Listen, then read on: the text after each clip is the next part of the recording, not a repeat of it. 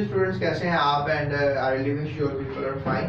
Students, आज के lecture में जो है हम बात करेंगे आपसे सिंबल्स के बारे में। सिंबल्स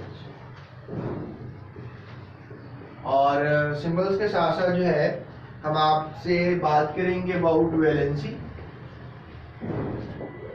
और वैलेंसी के अलावा हम आपसे रेडिकल्स के बारे में भी आज की क्लास में बात करेंगे। ठीक है, रेडिकल्स। अब सिंबल्स क्या होते हैं? सिंबल्स जो है वो बेसिकली कोई भी जो एलिमेंट होता है, ठीक है, उसकी प्रेजेंटेशन को जो है लेकर आया जाए तो सिंबल की फॉर्म में लेकर आया जाता है। जैसे लेट्स से दैट हमारे पास एक एलिमेंट है हाइड्रोजन। तो हाइड्रोजन को जब भी लिखा जाएगा इक्वेशंस की शक्ल में, तो हम कभी भी उसको हाइड्रोजन ऐसे पूरा नहीं लिखेंगे। हम उसको हमेशा एक छोटे से लेटर से जो है वो डिनोट करेंगे, which is H। So hydrogen का सिंबल क्या हुआ? H हुआ। Let's say that we have a element like iron, ठीक है, और आयरन का जो लैटिन नेम है दैट इज फेरम, ठीक है। अब इसका सिंबल जो है दैट इज Fe। अब आप इसमें नोटिस कर रहे होंगे कि पहला लेटर जो है वो मैंने कैपिटल लिखा है और दूसरा लेटर जो है वो मैंने स्मॉल में लिखा है। सिंबल में याद रखिएगा, हमेशा पहला लेटर जो है वो कैपिटल होता है और दूसरा लेटर जो है वो हमेशा स्मॉल होता है। तो लिहाजा इस चीज को आपने जो है थोड़ा सा ख्याल करना है, ठीक है। तो जरा सिंबल की डेफिनेशन पढ़े। सिंबल की अगर हम डेफिनेशन की तरफ देखें तो सिंबल की डेफिनेशन है abbreviation for the name of elements, ठीक है। क्या होगा? Abbreviations for the name of elements. तो ये आप सब स्टूडेंट्स को थोड़ा अंदाजा होना चाहिए, ठीक है।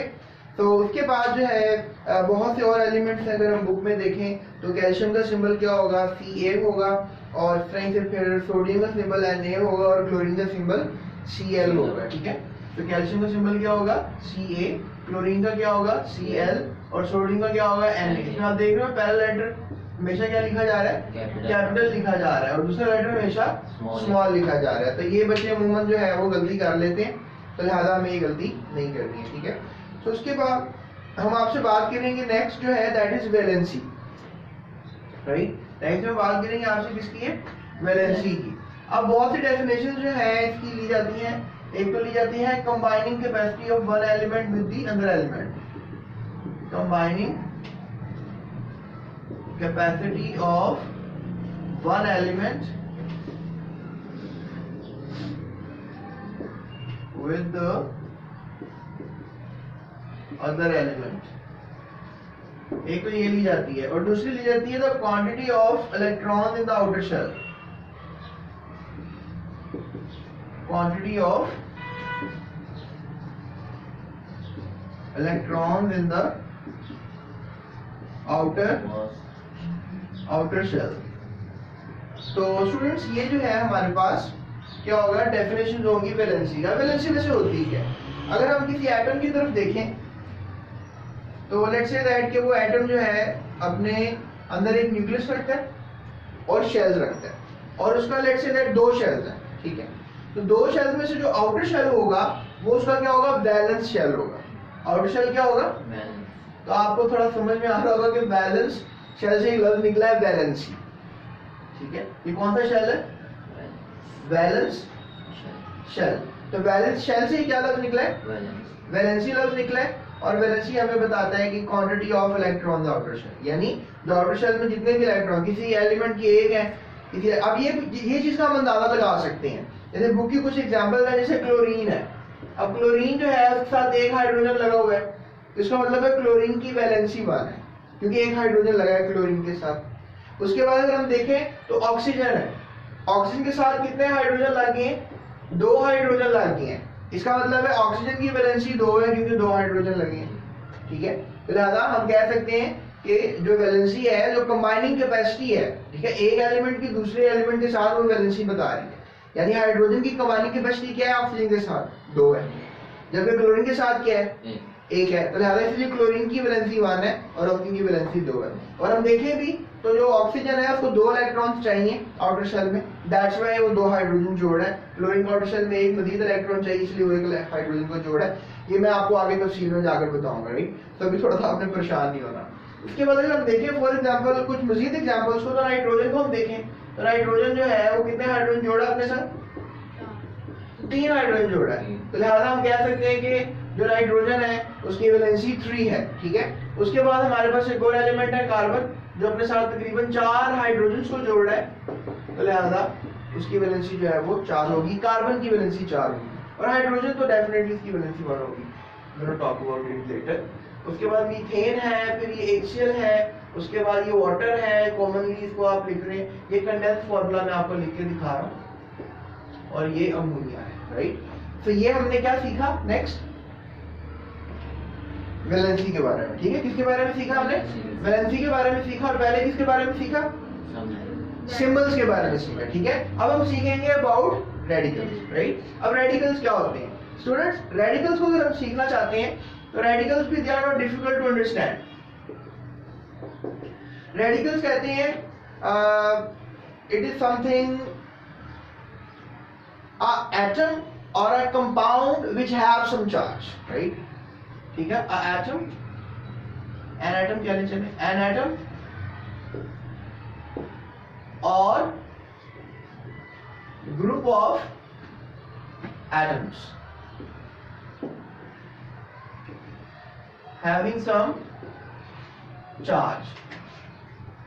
एक एटम है या ग्रुप ऑफ एटम्स है और उनपे क्या है, कुछ चार्ज। ये देखिए for example let's say that हमारे पास एक एटम है, लेट्स से क्लोरीन, ठीक है, लेट्स से क्लोरीन, उस पे क्या चार्ज है, -1। तो लिहाजा -1 चार्ज होने की वजह से हम उसको क्या कह सकते हैं, रेडिकल। अब ये एटम है, उसके ऊपर चार्ज है, ठीक है। इस तरह ग्रुप ऑफ एटम्स है, 2 एटम्स है, उसके ऊपर भी -1 चार्ज है, तो आप इसको भी क्या बोल दोगे, रेडिकल बोल दोगे, ठीक है। इस तरह ही हमारे पास एक और ग्रुप ऑफ एटम्स है, इसमें टोटल कितने एटम्स हैं, 4 एटम्स हैं, इस पे क्या चार्ज है, -2, तो इसको भी क्या बोल दोगे, रेडिकल बोल दोगे। तो रेडिकल्स क्या होते हैं, अ एटम या एन एटम और group of atoms which have some charge, तो लिहाजा उनको आप रेडिकल्स का नाम दोगे। तो लिहाजा मैं आपको मशवरा देना चाहूंगा कि आपके जो पेज नंबर 7 पे बहुत से एटम्स हैं, ठीक है, रेडिकल तो सॉरी, उनको आपने अच्छी तरह से तैयार कर लेना, ठीक है। जैसे for example let's say that we have ammonium, right, इस पे +1 चार्ज, ये रेडिकल याद करें, इसको बार बार याद करें। मैंने आपको अमोनियम लिख देना, आपने फार्मूला बनाना है, ठीक है, और साथ आपने +1 का चार्ज भी लिख देना। उसके बाद हाइड्रोनियम है, हाइड्रोक्सी है, साइनाइड है, ठीक है, और बिसल्फेट है, बाइकार्बोनेट है, उसके अलावा कार्बोनेट है, फिर सल्फेट है, सल्फाइड है, थायोसल्फेट है, नाइट्राइड है, फॉस्फेट है। चले आप कोई बोले मुझे चेक करें आप कि मुझे ये आते हैं कि नहीं आते हैं, ठीक है। अभी जो मैंने बोले ना आपको, उसमें से कोई भी आप बोले, मैं स्कोर लिखता हूँ, ठीक है, आपके साथ। जी आप बोले जरा, क्या आप बोले, क्या, हाँ, एल्यूमिनियम। वैसे वहां पे उन्होंने इस पे चार्ज लिखा होगा +3 चार्ज आ सकता है, ठीक है, सही बोला मैंने, ओके। और तो मुश्किल सा बोले, कार्बोनेट, कार्बोनेट अभी मैंने वैसे बताया था आपको, मुश्किल तो नहीं है मेरे लिए, ये कार्बोनेट को मैंने ऑलरेडी -2 आपको बताया था। और भी बताएं, फॉस्फेट, फॉस्फेट, फॉस्फेट जो है दैट इज PO4 -3, ठीक है, तो ये भी मुश्किल नहीं रहा। और बताएं, मुश्किल बोले कुछ जो मुझे आए ना, वी डोंट हैव टाइम, और हमें तो कुछ व्यूअर्स भी देख रहे हैं, लिहाजा हाँ, ये सेकंड ये थायोसल्फेट होगा ना, ये थायोसल्फेट क्या होता है, that is S2O3 -2, right, that is thiosulphate. तो बिल्कुल सही लिख लिया मैंने। तो लिहाजा ये जो है रेडिकल्स हैं, ये भी रेडिकल है, ये भी रेडिकल है, ये भी रेडिकल है। So these are radicals, the atom और group of atoms having some charge. Abbreviation for the name of an element is symbols, और मैंने बहुत से सिंबल्स बताए थे आपको, और ये भी बताया था कि पहला लेटर कैपिटल होगा, दूसरा लेटर स्मॉल होगा। उसके बाद मैंने वैलेंसी बताई थी, it's the quantity of electron in the outer shell या the combining capacity of one element with the other element. उसमें मैंने आपको बताया हाइड्रोजन की कंबाइनिंग कैपेसिटीज के बारे में। उसके बाद स्टूडेंट्स लास्ट में मैंने आपको बताया रेडिकल्स के बारे में, right. So I think so ये 3 डेफिनेशंस हैं और 3 एग्जांपल्स हैं, आप ये इसको तैयार कर लेंगे इजी, और नेक्स्ट टाइम जब मैं आपसे टेस्ट करूंगा तो आपने बताना है।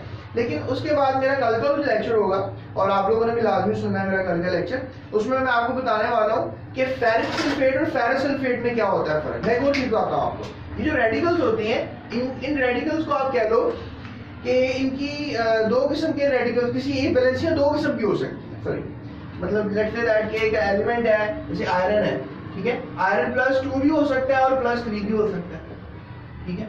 इस तरह कॉपर है, कॉपर +1 भी हो सकता है और कॉपर +2 भी हो सकता है। अब आप कहोगे सर ये क्या चीज है, +1 +2 यानी क्या एक एलिमेंट की ज्यादा वैलेंसियां भी हो सकती हैं? द आंसर इज यस, लिहाजा एलिमेंट्स की वैलेंसियां ज्यादा भी हो सकती हैं, राइट। सो इसी बारे में कल बात करेंगे, ठीक है। तो उसके बाद हम नेक्स्ट बात करेंगे आपसे कंपाउंड्स के बारे में, ये भी कल के लेक्चर में शामिल होगा। सो अभी तक के लिए इतना ही, अपना बहुत ख्याल रखिएगा, thank you so much, right. और एक बार चैनल को लाइक सब्सक्राइब करें।